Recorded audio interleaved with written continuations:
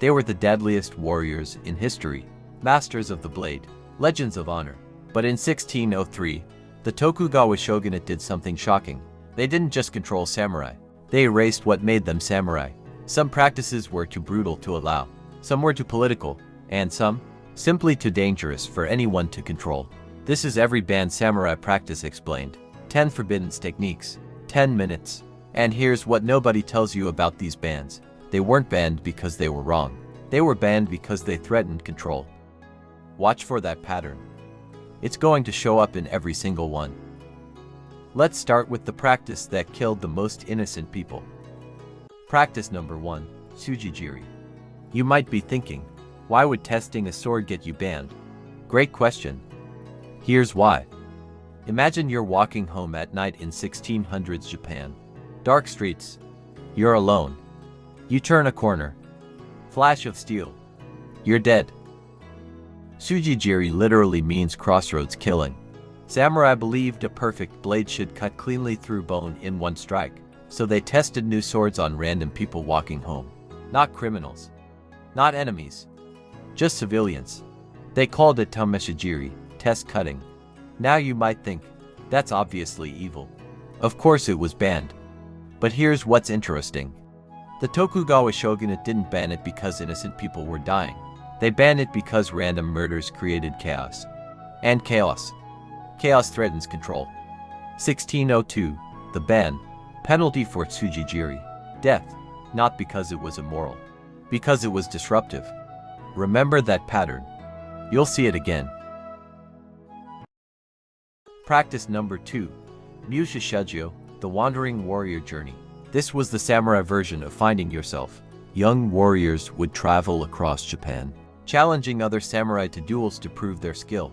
Think of it like this. If you were a samurai school trying to recruit students, what's your best advertisement?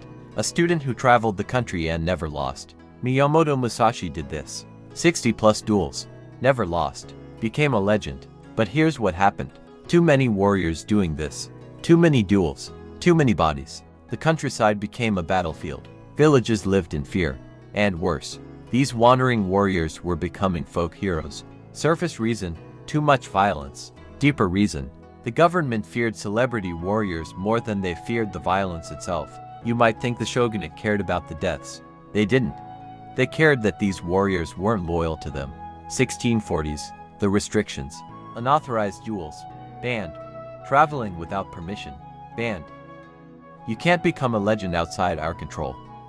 The shogunate didn't fear strong samurai. They feared samurai the people loved more than the government. So far, 2 banned practices. 1. Tsujijiri, testing swords on civilians. 2. Mushishijo, wandering warrior duels. Both banned for the same reason. They created disorder the government couldn't control. But those were about violence. The next practice. It's about something more dangerous. Politics. Practice number 3. Public seppuku. Seppuku wasn't just suicide. It was ceremony. It was art. It was theater. In the 1600s, when a samurai committed seppuku, thousands attended. People traveled for days to watch. But here's what the shogunate realized. Public seppuku was becoming too emotional. People cried, cheered, protested. A disgraced samurai could become a martyr in death. Think about it like this. If you're the government, what's more dangerous? A samurai who dies quietly, or a samurai whose death makes thousands of people question why he had to die? Late Edo period. The change. Public seppuku banned. Private only. Controlled. Quiet. No crowds. No emotion. No martyrs. The shogunate learned. You can kill a samurai, but if the people love him when he dies, you've just created a problem bigger than one man. Or in other words, dead heroes are more dangerous than living warriors. Practice number 4. Arrow testing on criminals. This one's different. Some daimyo, regional lords, tested new arrowheads on criminals sentenced to death. Now you might think, that's horrible. And you're right. But here's what's interesting. The shogunate didn't ban it because it was cruel. They banned it because it made regional lords look too powerful. Think about it. If a lord can publicly execute people and conduct military experiments, he's not just a lord. He's a king in his region. And the shogunate couldn't allow that. 1680s, All execution methods standardized. Controlled by central government only. Practice number 5. Zen battle trance. Now this is where it gets strange. Some samurai trained to enter a meditative state before battle. No fear, no hesitation, no pain. They called it mushin, no mind. Warriors who achieved this became unstoppable in combat. Opponents said fighting these warriors was like fighting ghosts. They didn't react to wounds, didn't show fear, just kept coming. Now here's the question. Why would the shogunate ban meditation? Because warriors without fear can't be controlled. Think about it. How do you command an army? Through fear of punishment. But if your soldiers feel no fear, you have no leverage. 1700s, Zen trading restricted. Required government approval and supervision. We're halfway through. 5 banned practices. 1 clear pattern. 1. Sword testing, chaos control. 2. Wandering warriors, fame control. 3. Public seppuku, emotion control. 4. Arrow testing, power control. 5. Zen trance, fear control. Every single ban, about control. But the next 5. These weren't about controlling actions. These were about controlling identity. Practice number 6. Silent clan signals. Samurai clans developed secret hand signals. Silent, instant, invisible to outsiders. On the battlefield, this meant coordinated attacks without shouting orders. In cities, it meant secret meetings. In politics, it meant conspiracies the government couldn't detect. The shogunate realized, if clans can communicate in code, they can organize rebellions in plain sight. 1650s, all clan-specific signals banned. Universal military signals enforced. Or in other words, you can only speak the language we teach you. Practice number 7. Carrying nodachi in public. Some swords weren't just weapons, they were statements. The nodachi, a greatsword over 6 feet long, was designed to intimidate. When a samurai walked through town carrying one of these, everyone moved out of the way. 1670s, sword length restrictions enforced. Why? Because the shogunate didn't want samurai displaying power publicly. You could have power, you just couldn't show it. Think of it like this, it's like the government saying, you can be strong, just don't flex in public. Practice number 8. Clan revenge.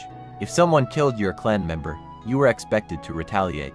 This was called katakuchi, righteous revenge. Not optional, required. But this created endless cycles. Clan A kills someone from Clan B retaliates. Clan A retaliates back. The problem wasn't the revenge.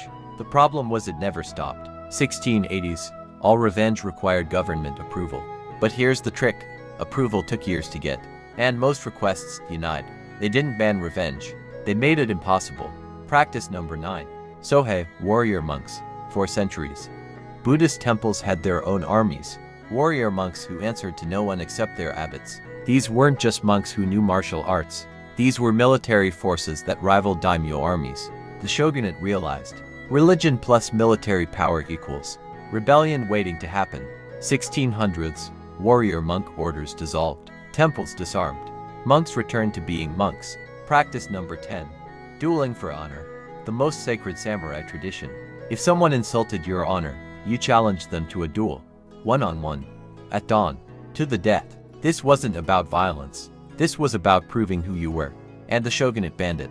Not because duels were dangerous, but because honor-driven fighting kept Japan in constant conflict. The Tokugawa shogunate realized something. As long as samurai defined themselves by personal honor, they would never fully obey the state. So they replaced personal honor with state loyalty. Every practice tied to individual pride, banned. Replaced with obedience to authority. 10 banned practices. One truth, the Tokugawa shogunate didn't ban these practices because they were dangerous. They banned them because they made samurai more loyal to themselves than to the government. They didn't kill the samurai. They just removed everything that made them samurai.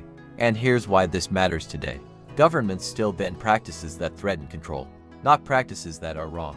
The pattern never changes, just the century. If this opened your eyes to how power actually works, subscribe. Because the next video reveals the samurai secrets masters never taught publicly. Secrets so powerful, they were passed down in whispers,